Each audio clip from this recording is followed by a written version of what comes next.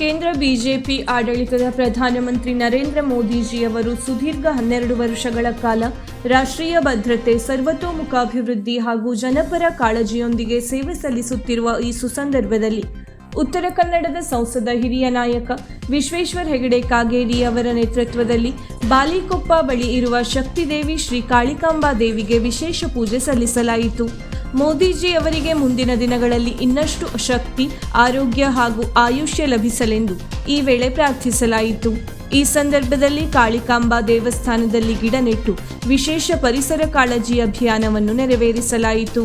ಈ ಸಂದರ್ಭದಲ್ಲಿ ಪೂಜ್ಯ ಗುರುಗಳಾದ ಶ್ರೀ ಬ್ರಹ್ಮಾನಂದ ಭಾರತಿ ಸ್ವಾಮೀಜಿಗಳು ಚೈತನ್ಯ ರಾಜಾರಾಮ ಕ್ಷೇತ್ರ ಶಿರಳಗಿ ಹಾಗೂ ಸಿದ್ದಾಪುರ ತಾಲೂಕಿನಲ್ಲಿ ವಿವಿಧ ಕ್ಷೇತ್ರಗಳಲ್ಲಿ ಸೇವೆ ಸಲ್ಲಿಸಿದ ಹಿರಿಯ ಗಣ್ಯರಾದ R K. Honnegundi, captain Rajesh Naik, Shanta M Bhat, Maruti Borkar ಇವರುಗಳಿಗೆ ಸನ್ಮಾನ ನೆರವೇರಿಸಲಾಯಿತು.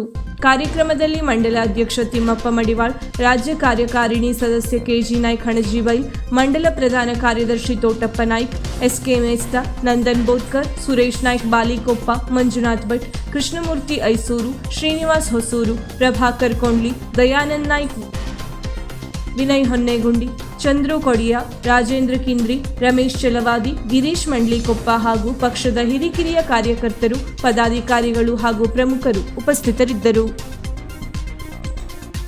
ವೀಕ್ಷಕ ಮಹಾಪ್ರಭುಗಳೇ, ನಮ್ಮ ಚಾನೆಲ್ ಅನ್ನು ಸಬ್ಸ್ಕ್ರೈಬ್ ಮಾಡಿ, ಶೇರ್ ಮಾಡಿ, ಪ್ರೋತ್ಸಾಹಿಸಿ.